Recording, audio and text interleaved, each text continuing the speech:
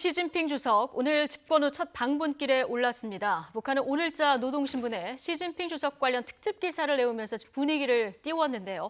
시진핑 주석의 방북을 시작으로 숨가쁜 동북아 외교전 막이 올랐습니다. 자, 앞으로 정세 변화 전망해 보겠습니다. 홍혜연익 세종연구소 외교전략연구실장 함께하십니다. 고맙습니다. 안녕하십니까? 예. 자, 시진핑 주석이 1시간 전쯤 출발을 했다고 합니다. 그러면 평양에 곧 도착할 예정이죠? 30분 내외로 도착할 것 같습니다. 예, 저희가 이제 화면이 들어오는 대로 이제 보내드릴 예정인데 전례처럼 아마 김정은 위원장이 순환공항에 나와서 영접을 하겠죠? 당연히 나올 것으로 생각합니다. 예. 또 펑리안 여사도 간다고 하니까 리설주 여사도 아마 나오지 않을까. 예. 그리고 전례를 보면 중국의 최고 지도자가 북한을 방문할 땐 최소 3일씩 다 있었거든요. 예. 더 있은 사람도 있었고. 예. 그런데 이번에 1박 2일이기 때문에 거기다가 이번에 국빈 방문입니다. 그러니까 최고의 의전이 아주 있는 한 최대의 의전을 할 것이라고 생각되고, 그렇다면은 순안공항에서 백화원 영빈관까지도 아마 카퍼레이드 같은 것도 하지 않을까. 제 추측으로는 예, 아마 숙소도 백화원 영빈관이 될 가능성이 높고. 백화원 영빈 문재인 대통령 머무셨던 작년 가을에. 예. 그러니까 1박 2일 동안 뭐 보여줄 수 있는 건 다 보여주지 않을까. 예. 이렇게 생각이 듭니다. 어쨌든 국빈 방문치고는 좀 짧은 일정인데 그 1박 2일 동안 북한이 해줄 수 있는 건 다 해줄 것이다. 이런 예상을 해주셨는데요. 오늘 노동신문도 보면은 전면을 할애해서 이 시진핑 주석이 북한을 온다 이런 할애를 하면서 이제 분위기 띄우게 나섰거든요. 그 시 주석이 누군가, 예. 또 그동안에 시 주석이 전반기 5년 동안 한 번도 오지 않았고 후반기 돼서 이제 겨우 이제 처음 방문하는 건데, 과거에 중국의 최고 지도자가 집권한 지 1, 2년 내에 대개 왔거든요. 예. 그런데 지금 2기가 돼가지고 겨우 오는 것이기 때문에, 물론 시진핑 주석이 부주석 때 지금부터 10년 전에 부주석으로 한번 간 적이 있습니다. 근데 최고 지도자로서 가는 거는 지금 14년 만에, 그렇죠. 14년 만이기 때문에 이번에 방문은 무엇보다도 북중 간에는 시진핑 주석이 간 거는 2008년에 부주석 2008년, 신분으로 갔으니까 11년 만이고 11년 전이고. 중국의 최고 지도자가 방북을 하는 건 14년 만이고 그렇게 되는 거죠. 후진타오가 2005년에 갔으니까 네. 14년 만에 가는 겁니다. 그러니까 그동안에 또 우여곡절이 많았잖아요. 근데 물론 작년부터 시작해서 4번이나 김정은 위원장이 중국을 방문했기 때문에 모든 성의를 다 아주 집중적으로 한 셈이고, 김정은 위원장으로 볼 때는 이게 자기만 이게 주체사상 하는 나라라는데 4번씩이나 찾아갔는데 한 번도 안 왔으니까 이번에 온 거에 대해서 속으로 매우 이제 기뻐하고 있는 건데, 그런데 이제 과거에는 한 일주일 전에 발표를 했어요. 발표를 했는데 그 당시에 그 대외연락부에 그냥 대변인이 발표라고 그랬는데, 이번에는 장관이 직접 대외연락부장이 직접 발표를 하고, 그러니까 모든 게 뭔가 짧은 시간이지만 최고의 격식을 갖추려고 하는 모습들이 이제 보여지고, 또 노동신문에 기고문을 했는데, 이거는 아마 시진핑 주석이 김정은 위원장한테 선물로 보낸 그런 것이 아닌가.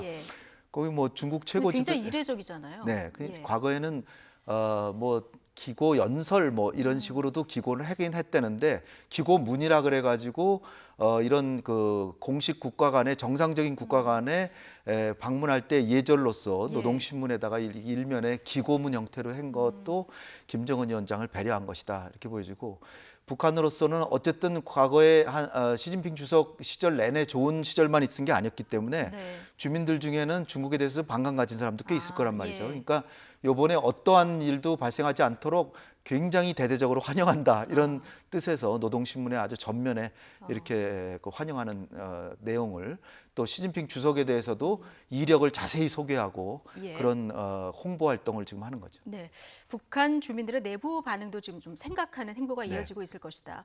어쨌든 지금 5번째 만나는 거고요. 시진핑 주석이 북한을 오는 거는 또 굉장히 국빈 방문이기도 하고 북한 입장에서 환영할 일인데, 이게 아까 앞서 말씀하신 것처럼 1박 2일 굉장히 일정이 짧아요. 그렇다 보니까 뭔가 좀 급하게 조율된 것이 아닌가, 이런 생각도 드는데 어떻게 보십니까? 그렇습니다. 그러니까 오기는 오는데 사실 김정은 위원장이 한 번 가면 한 번 와야 되는 건데, 그게 아니라 4번이나 갔는데 안 왔기 때문에 시진핑 주석이 굉장히 좀 북한 방문을 지연해 왔는데 이번에 가는 건데 사실 이번에 오는 것도 여러 가지 이제 생각을 하다가 지난 1월 달에 김정은 위원장이 갔잖아요. 1월 초에 네. 신년사 발표하고 며칠 있다가 이제 갔는데 이게 하노이 정상회담이 만약 성공했으면 아마 김정은 위원장이 시진핑 주석을 만나고 왔거나 그렇죠. 아니면은 평양에 도착해서 다시 한번 비행기 타고 가든가 했을 겁니다. 근데 이제 이게 꼬여가지고 이렇게 얽혀 있기 때문에 늦춰진 거고 시진핑 주석은 미중 간의 무역 전쟁 와중에서 언젠가 한번 평양을 가긴 가야 되는데 언제가 좋을까 하다가 요번에 겸사겸사 북한 카드를 한번 활용해 보자. 활용하는데도 이제 양면적 측면이 있습니다. 하나는 요번에 김정은 위원장이 아주 뭐 미국하고 대화나 남북 대화도 일치 안 하고 있는데 여기서 평화의 사도로서 뭔가 북한을 국제사회로 다시 한번 끌어나오는 이런 촉진자 역할, 중재자 역할. 중국이 촉진자 역할, 우리가 촉진자 역할을 하겠다. 중국이 동북아 평화의 촉진자 역할을 하는 그런 측면이 있고 또 하나는 이제 또 다음 주면은 오사카에서 트럼프를 만나는 트럼프가 잔뜩 벼르고 있잖아요. 시진핑 주석한테 뭐라고 얘기했냐면 만약에 시 주석이 나를 피하기 위해서 안 오면 무조건 관세 매긴다. 이건 정말 이런 얘기를 국가 정상이 해도 되는 건지 정말 모르겠는데 완전히 무시하는 태도죠. 그런데 이제 어쨌든 시진핑 주석은 실용주의적인 차원에서 트럼프 대통령하고 어쨌든 대화를 잘해야 되니까 김정은 위원장에게 있던 평화의 메시지를 가져가는 동시에 만약에 미국이 무역 전쟁에서 계속 중국을 괴롭히면 소위 괴롭히면 북한 카드를 역으로 활용할 수도 있다. 이런 양면의 카드를 마련하기 위해서 지금 시진핑 주석이 가는 게 아닌가. 시진핑 주석의 목적은 그러니까 두 가지예요. 주의시 트럼프 만나기 전에 이 무역 갈등 속에서 북한을 지렛대로 좀 활용하는 의도가 있어 보이고 또 하나는 이제 비핵화 협상 과정에서 중국이 뭔가 촉진자 역할을 자처하고 나서는 이런 두 가지 목적이 있을 수 있다. 이런 얘기를 해주셨는데 사실 우리 입장에서 가장 관심 있는 것은 비핵화 협상이 어느 정도 물꼬를 틀 수 있을까? 이 부분에 어떤 협상안을 가지고 또 진전된 메시지를 내놓을 수 있을까? 이 부분 아니겠습니까? 제일 좋은 거는 문재인 대통령께서 트럼프 대통령 만나고 오셔가지고 우리 트럼프 대통령이 메시지를 가져왔으니까 한번 봅시다 라고 했는데 뭐 거의 그 두 달 가까이 아무 말이 없잖아요 지금.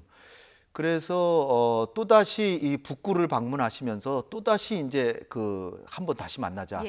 그때 문재인 대통령이 이미 한중 간에 협력을 해서 시진핑 주석이 평양에 가는 걸 알고 있었다는 거죠. 그러니까 한중 간에도 교류가 활발하게 물밑에서 있어가지고 은근히 우리 정부가 시진핑 주석이 일본에 가기 전에 평양을 방문하는 게 어떻겠냐고 떠봤고 그리고 초청한 셈이죠. 그래서 가는 거기 때문에 뭐 시진핑 주석이 가니까 우리의 그 운전자 역할이 크게 감소된다 그렇게 보기보다는요. 제가 볼 때는 우리 정부는 중재자 역할 또는 촉진자 역할을 하기 위해서 트럼프 대통령과 한미 정상회담 하기 전에 남북 정상회담을 하자. 그래서 김정은 위원장의 모종의 변화된 메시지를 가지고 트럼프를 만나려고 이제 문재인 대통령이 생각하셨는데 북한이 계속 이제 버티니까 북한 얘기는 뭐냐면 트럼프가 먼저 움직여야지 내가 먼저 움직일 수 없다. 따라서 문 대통령께서 트럼프 대통령을 설득해서 미국의 바꿔진 입장을 가져오면 그때 만납시다. 조금이라도 셈법을 조금이라도 바꾼 뒤에. 그러니까 김정은은 먼저 양보 안 하겠다는 아주 그냥 배수진을 친 거죠. 그런 상황에서 시진핑이 간다니까 이건 안 만나줄 수가 없거든요. 따라서 시진핑 주석이 문재인 대통령이 하는 역할을 대신해 주는 격인데 여기서 중요한 것은 북중 간이 뭐 소위 혈맹이라고도 하고 뭐 아주 그 유일한 그 동맹 관계인데 그럼에도 불구하고 중국 역시 북한이 핵을 가지는 건 원치 않는다는 거죠. 우리가 그걸 착각하기가 쉬운데 중국은 뭐 북한하고 가까운 나라니까 핵을 가지면 좋아할 것 같지만 전혀 그렇지 않습니다. 중국도 북한이 핵을 포기하길 바라고 따라서 시진핑 주석은 어떻게든 북한이 자꾸 말썽을 피우면 그걸로 더 미국이 중국을 더 괴롭히니까 말썽 피우지 말고 일단은 추가 도발하지 말고 그다음에 가능하면 미국하고도 대화를 해서 풀어라.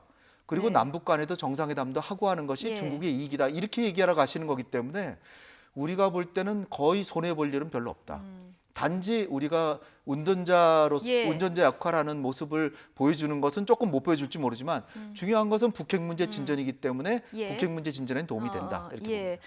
어쨌든 좀 코리아 패싱 얘기도 나오는데 이것보다는 지금 북미의 만남을 앞두고 사실 잘 안 될 때 남북 정상이 만나서 견의를 하기도 했는데 이번에 네. 시진핑 주석이 이 역할을 할 수도 있다는 네. 이런 얘기 같고요.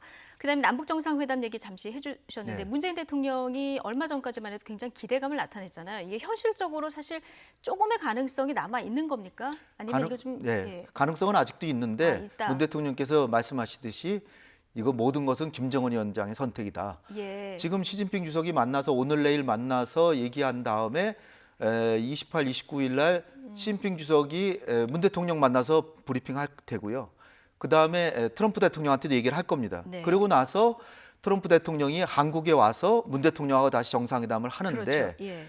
그런 상황에서 이것이 그러니까 시 주석이 김정은에게 하는 메시지는 크게 봐서 두 가지인데 하나는 추가 도발하면 정말 우리도 힘들다. 네. 일단은 평화를 계속 유지하는 것은 기본이고요. 네. 그다음에 김정은 위원장의 변화된 메시지. 이것을 김정은 위원장이 직접 공개적으로 얘기하면 북한의 체면이 손상하니까 시진핑 주석이 이걸 듣고 전달하는 형식으로 해서 북한의 변화된 입장을 전달하지만 북한의 체면은 살려주는.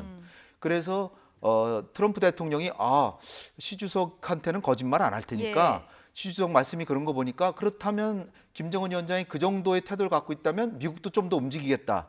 이런 얘기를 트럼프 대통령이 문재인 대통령한테 하면은 문재인 대통령은 이제 남북 정상회담을 할 이제 아주 좋은 계제가 되는 거죠. 어쨌든 중재를 하려고 하면 북한이든 미국이든 조금의 입장 변화가 있어야 되잖아요. 중국이 구체적으로 어디까지 지금 중재를 하려고 생각을 하고 있는지 하나 궁금하고요. 그리고 이번에 이제 가게 되면 또 어떤 선물을 가지고 갈까 이 부분도 궁금하거든요. 지금 어저께 그 노동신문에 게재된 거 보면 북중 관계에 대해서 새로운 관계를 설계하자. 또 동북아 평화를 위해서 두 나라가 같이 원대한 계획을 같이 논의한다. 뭐 이런 식으로 해서 시진핑 주석이 동북아의 평화의 아주 촉진자이자 주도자로 나선 셈을 그걸 비췄어요. 따라서 시 주석이 이제 김정은 위원장하고 좀 만나가지고 일단은 북중 관계를 많이 얘기하겠지만 북핵 문제를 얘기하면서 김정은 위원장의 변화된 입장. 그러니까 뭘 어디까지 끌어낼 거라고 보세요? 사실은 이제 또 미국의 움직임도 봐야 되는데 스티브 비건도 지금 우리는 유연한 입장을 가지려고 그런다. 또 협상의 문이 활짝 열려 있다. 협상의 문을 활짝 열고 유연한 태도를 가진다. 그리고 북한의 체제 안전 보장과 북미 관계 개선에 대한 이러한 포괄적인 진전이 있어야 비핵화 문제가 해결된다고 하는 북한의 입장을 이해한다. 이런 말들이 굉장히 중요한 말들입니다. 그러니까 하노이 정상회담에서 사실 그 북미 간의 연락사무소 설치라든지 종전선언 같은 거는 이미 해줄 생각을 미국이 하고 있었기 때문에 그 뒤에 북한이 우리가 제재 해제에 너무 매달리고 있다는 인상을 줬다? 그거 착각이다. 체제 안전 보장이 우선이다라고 하는데 사실은 하노이 정상회담에서 미국이 해주려고 했거든요.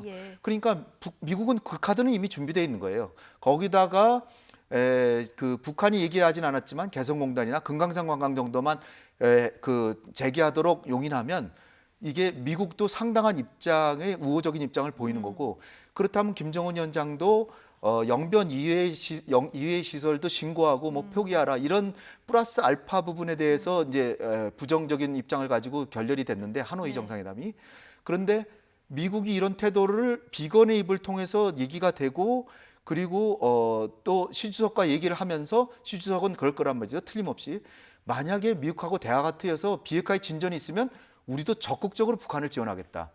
그 전에라도 지금 식량이 부족하다 보니까 우리도 5만 톤 줬지만 뭐 중국도 한 5만 톤이나 10만 톤 주겠다. 비료도 주겠다. 그다음에 관광객들 대대적으로 보내겠다. 그러면 관광객 수입이 만만치 않거든요. 이거는 안보리 제재안에도 그 저촉되지 않기 때문에 북한으로서는 숨통이 트이고 그다음에 비핵화를 하면은 대대적으로 간다. 그러기 따라서 김정은 위원장으로서는 체제 안전 보장도 미국한테 받고 그다음에 금강산 개성공단도 받고 북중 교역도 활발하게 되고 그다음에 안보리 제재만 추가적으로 해제만 얻어낸다면 북한으로서는 경제 발전할 수 있기 때문에 김정은도 움직일 가능성이 있습니다. 특히 지금 어저께 트럼프가 올랜도에서 그 지금 대선 출마 선언했거든요. 예. 트럼프는 지금 대선 길로 가고 있어요.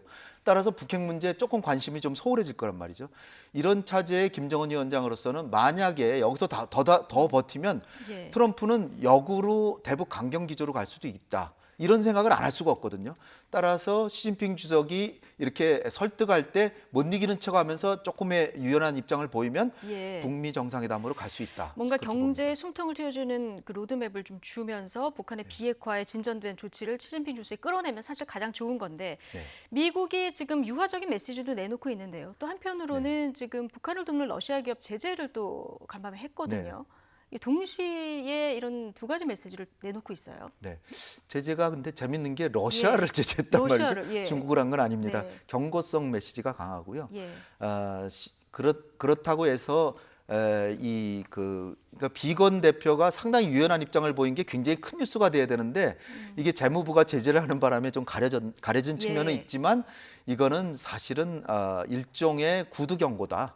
제가 볼 땐 그렇고요. 러시아 입장에서는 기분 나쁘겠지만 중국을 제재한 건 아니기 때문에 시진핑 주석이 일정한 틀에서 선물을 마련하고 또 인센티브를 어느 정도 줄 수 있다는 거를 마련하는 데는 큰 지장을 주지는 않을 것이다.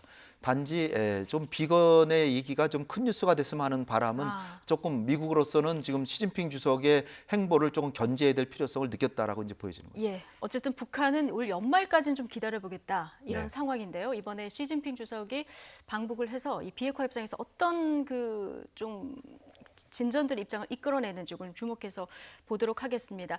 지금 베이징을 전용기 편으로 출발을 했고요. 아마 잠시 뒤면 순환공항에 도착할 예정인데요. 이 부분은 저희가 화면이 들어오는 대로 또 여러분께 바로 보여드리도록 하겠습니다. 홍현익 박사님과 함께했습니다. 고맙습니다. 감사합니다.